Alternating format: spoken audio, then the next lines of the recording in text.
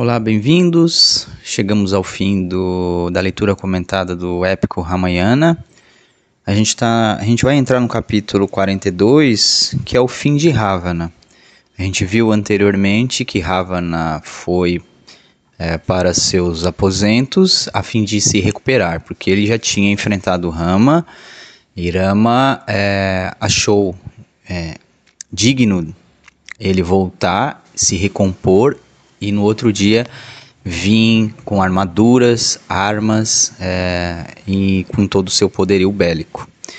E assim ele fez, porém ainda demonstrando um pouco do seu caráter corrompido, da sua covardia, Rama manda os seus últimos guerreiros para enfrentar... Ravana, manda os seus últimos guerreiros para enfrentar Rama.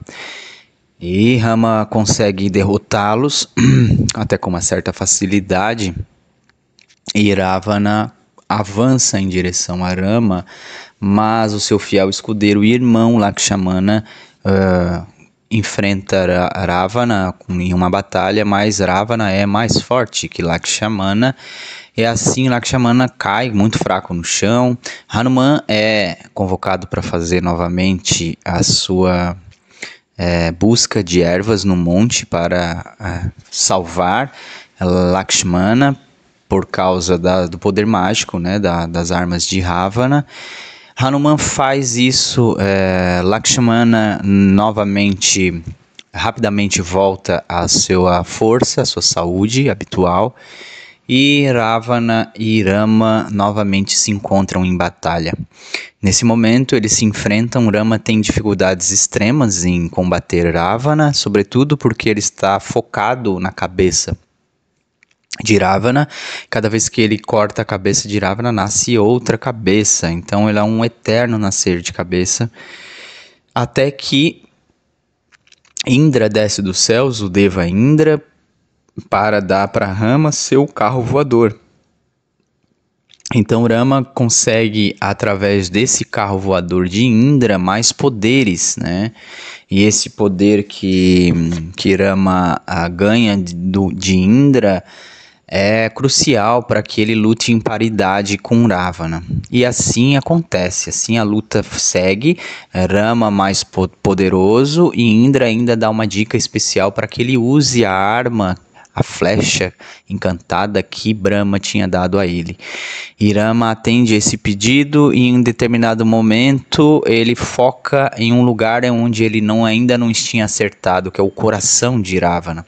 Então a Brahmastra de Rama ele empunha, ele puxa o arco, canta os mantras e a arma ganha muito poder e acerta o coração de Ravana, que cai finalmente, fechando esse ciclo kármico, esse ciclo de escuridão que tinha sobre a Terra. O simbolismo dessa grande empreitada de Rama é essa, né? O resgate de Sita, a gente vai ver agora nesses últimos capítulos, que ele é um caso à parte. Rama cumpre esse papel kármico e mata Ravana, fechando esse grande símbolo de escuridão, e mesmo assim com honras, né? Porque Rama era um kshatriya, era um guerreiro que buscava a honestidade, buscava as leis kármicas, a espiritualidade, e o seu irmão Vibhishana, que já era o rei de Lanka, foi aos pés do seu irmão, né? Ficou muito comovido. Rama fez o que pôde, falou que o seu irmão lutou como um guerreiro, né? Lutou com muita honra e que ele já estava nos céus, né? Mas Vibhishana ficou muito comovido, lembrando, né, claro, das suas vivências, né, de criança enquanto irmãos. Inclusive uma das esposas de Ravana, que é a Mandodari, ela fez uma pira sacrificial, né, e se jogou dentro dela, a fim de eliminar, né, tirar sua própria vida em sinal de luto pelo seu amado. E, enfim, então chega o momento da coroação de Vibhishana, que vai ser coroado oficialmente o rei de Lanka, né? E aí também agora no capítulo 43 a gente vai ver que é a prova de fogo, a gente vai ver que Sita ainda está lá no jardim, Hanuman, a Rama, né, a Vibhishana estão em um determinado local e que é pedido para que Hanuman vá fazer esse resgate de Sita no jardim. E sem saber muito, né, como que isso aconteceu, Rama ficou, a partir da derrota que ele derrotou Ravana, Rama ficou diferente, ficou emudecido, ficou com poucas palavras, né? Mas mesmo assim ele tinha que cumprir esse momento final, né? De ir lá buscar ela e voltar para Ayodhya, né? Que é para cumprir o ciclo final. Então pediu para que Hanuman fosse lá, Hanuman foi, né? Hanuman foi muito bem recebido por Sita. Hanuman deu as boas-vindas, contou tudo que tinha ocorrido. Inclusive, em um determinado momento, Hanuman quis matar o restante de Asuras, né, que estavam lá ao redor de Sita, mas Sita negou-se. Falou até que Trijata tinha ajudado ela em determinado momento, que era aquela Asura, né, que ficava dando conselhos, equilibrando Sita durante a batalha. E, enfim, Rama questionava muito a pureza de Sita, por ela estar esse tempo todo lá, né, e ainda estar imaculada. Aí o que aconteceu? Hanuman traz Sita, mas antes de trazer ela, ele pediu para que ela se vestisse com ouros, com roupas adequadas. Isso já surgiu um pouco de estranheza de Sita, porque ela queria ir do jeito que ela estava mesmo, né? Mas enfim, Hanuman parecia que ela ia para um evento oficial.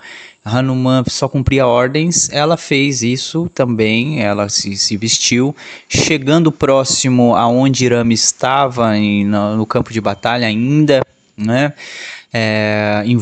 Com todos os guerreiros que ainda estavam lá em comemoração. Chegando Sita, todo mundo ficou muito feliz. Rama estava meditando e acordou com a presença de Sita. Aí Sita desce, os dois... Sita não conseguia nem ter palavras, ia apenas murmurando em direção a Rama, que estava emudecido, calado. E nesse momento, Sita fala para ele, enquanto chega muito próximo a Rama, e fala Aryaputra, que é uma expressão muito carinhosa e íntima entre casais, né? E Rama continuou pálido, emudecido, e não deu um passo em direção a Sita, fitando com os olhos muito, muito frios e condenadores. Aí, finalmente, Rama quebra o silêncio e fala: eu cumpri o meu dever como kshatriya, mas não fiz nada disso em seu nome. Você viveu na casa de um estranho por mais de 1 ano, não posso tomá-la como esposa. Então isso chocou todo. Imagina o silêncio ensurdecedor que não ocorreu, né? Toda essa empreitada, todo esse motivo principal para ir lá resgatar Sita, e Rama vem com essa, né? Mas ele falou que ela poderia ir para qualquer lugar do mundo, que ela estaria protegida, né? Nesse momento foi uma comoção geral. O Lakshmana, que é o seu irmão, queimava de indignação, né? E aí ela respondeu na mesma moeda, ela quebrou também esse silêncio e falou: meu senhor, suas palavras não são dignas de um kshatriya, de um guerreiro, né, alinhado ao karma. Eu não poderia esperar de uma pessoa baixa e ignorante as falasse, mas não do filho de Dasharata. E você, Rama, lembre que eu sou filha de Janaka, meu sangue também é nobre como o seu, né? Mas Rama continuou irredutível, né? Ficou como uma pedra. Então, o que aconteceu? Sita olhou para Lakshmana, que estava pálido, e Lakshmana pediu para que ele fizesse uma pira, assim como a esposa de Ravana se sacrificou. Nesse momento, Sita também se sacrificaria. E ele fez essa pira. Sita orou a Agni, o deus do fogo, deu 3 voltas ao redor dessa fogueira e se lançou dentro da fogueira. E aí ela entrou no fogo, permaneceu muito calma, né? Os guerreiros, todos eles estavam assistindo e gritavam, esperneavam, né? E então, em poucos minutos que havia passado, o próprio Agni, o próprio deus do fogo, apresentou-se. Devolveu Sita a Rama dizendo: aceite sua esposa Rama, ela é pura. Essa cena magnífica, muitos deuses, né? Choveu flores, né? O coração foi muito aliviante para o coração pesado e preconceituoso de Rama nesse momento. Então Brahma e os devas apareceram nos céus e abençoaram esse matrimônio. Então Brahma, com a sua voz celestial, fez ouvir a todos os presentes dizendo: aqui são eles Lakshmi e o próprio Narayana em pessoa. Então Brahma desceu dos céus para mostrar a santidade de Lakshmi e Vishnu, Brahma e Sita. Muito interessante. Aí depois Rama aceitou, baixou a guarda. Imagina, foi um momento celestial que ocorreu ali, né? Ocorreu em Lanka. E eles voltaram com o carro voador de Ravana, que era muito poderoso, voltaram até Ayodhya, porque já tinha se cumprido esses 14 anos de exílio. Chegando em Ayodhya, aí a coroação, né? Ele foi feito rei. Imagina, o Bharata, que era rei, devolveu a sandália, devolveu a coroa. O Vaishista, o Vaishista ainda estava lá, abençoou o matrimônio entre os dois. Eles viveram uma coroação, viveram um tempo muito auspicioso, onde Rama se envolveu muito com a governabilidade de Ayodhya, e isso vai ser um ponto que a gente vai tocar agora nesse próximo capítulo, né? Então eles viveram um relativo momento de paz, Rama e Sita. Mas Rama cada vez mais envolvido com a governabilidade. E aqui o último capítulo, que é o capítulo 45, ele vai falar que estavam alegres, né, com a coroação de Rama, estavam alegres com toda essa ideia de que um rei íntegro, firme, amoroso, né, um país administrado com esses adjetivos sempre será feliz, será sempre abençoado. E assim foi por muito tempo, e esse desgaste da governabilidade também desgastou Rama durante esse bom tempo, e Sita acabou ficando grávida nesse momento, né? Então Rama é envolvido com a governabilidade cada vez mais longe da sua essência divina, dos seus sacrifícios, da sua religiosidade. Aqui no livro fala, né, que infelizmente, quanto mais afastado o homem está da sua luz divina, do seu eu superior, mais ele sofre e faz sofrer. E assim aconteceu, porque Rama cedeu aos murmurinhos populares, dos populares em que ainda não aceitavam essa ideia que eles achavam, porque eles não tinham presenciado, eles achavam fantasiosa, e que nem tinha ocorrido, que Agni desceu dos céus, parecia uma lenda, uma história para boi dormir, como a gente fala aqui no Brasil. Rama cedeu essa pressão popular, e que ninguém acreditava que Sita continuava imaculada, continuava pura, enquanto ela permaneceu em Lanka. Então, o que aconteceu? Rama, em determinado momento, fala para o seu fiel escudeiro Lakshmana, que é seu irmão, que fosse exilar Sita, e ele não queria mais que Sita fosse sua esposa, porque aquilo atormentava. Ele deu para ver que Rama venceu o demônio Ravana, mas não venceu o demônio, né, do preconceito dentro dele. E esse orar e vigiar é sempre que acontece. Então isso é um simbolismo que até Rama, até uma pessoa que é alinhada, um avatar, é capaz de se perder, né? Aí Lakshmana obedeceu com muito questionamento. Lakshmana dedicou um bom tempo questionando seu irmão sobre isso. E aí ele chega na floresta meio sem jeito, porque Sita estava na floresta alimentando as mulheres dos ascetas, né? Nesse momento, e Lakshmana chega e avisa essa notícia bombástica para ela, que Rama não queria mais saber dela, que ela seria exilada, e ela ainda estava grávida, né? Os seus filhos, que eram o Kusha e Lava, que eram os filhos de Rama, mas ela estava grávida ainda, e ela foi exilada nesse momento. Lakshmana estava realmente muito indignado. Ele não falou isso para Sita, né, que não sabia o porquê que Rama estava fazendo isso, mas ele estava cedendo à pressão popular, enquanto governante, e ele só estava obedecendo ordens. Sita foi abandonada à beira do rio Ganges, e nesse momento é interessante, porque ela foi resgatada pelo sábio Valquime, que tinha um eremitério na floresta, e o sábio Valquime olhou para ela e falou: você pode criar seus filhos, você terá proteção, abrigo, comida no meu eremitério. E passou-se 12 anos em que Sita estava no eremitério de Valquime, os seus filhos cresceram.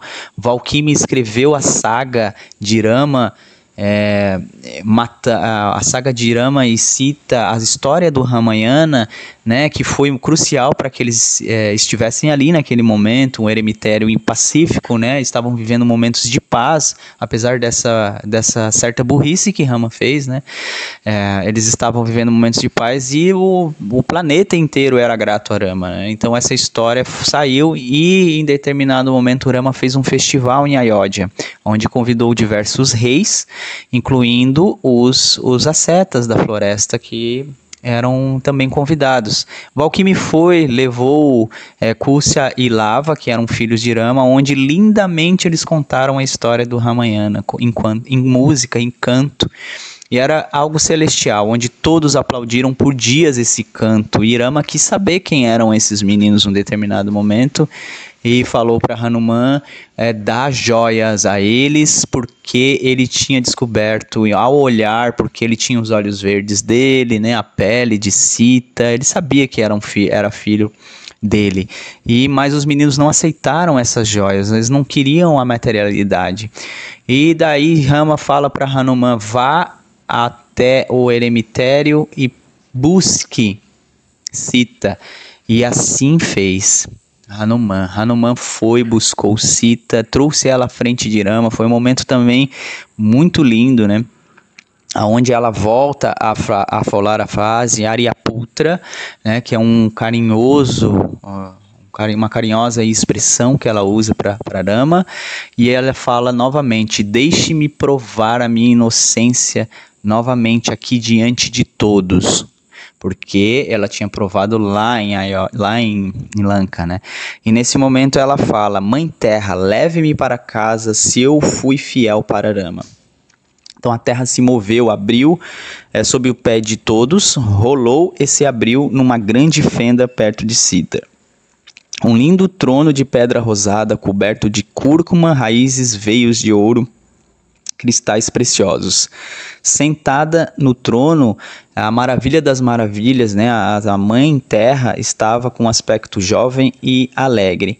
Ela saudou Janaki e Rama, ela pegou Sita, acariciou sua filha, né, em seu colo, acariciando como se fosse uma criança recém-nascida, e Sita fechou os olhos, maravilhosamente sentada no colo da mãe terra, como uma menina que adormece quando a mãe canta canção de ninar, e desceu lentamente ao interior da terra que se fechou para sempre, fechando esse ciclo kármico. E assim a gente encerra a leitura do Ramayana, aonde Sita prova sua pureza diante a Rama, aonde Rama cumpre seu ciclo kármico, e eles representam esse equilíbrio. Eles viram grandes símbolos da mitologia indiana e de esse épico que resgata muito simbolismo de autoconhecimento, resgata muitos personagens que fazem parte do yoga, muitos nomes, né, muita questão filosófica. Eu espero que tenham gostado. A gente se vê na próxima leitura comentada. Eu agradeço a presença de todos e namastê.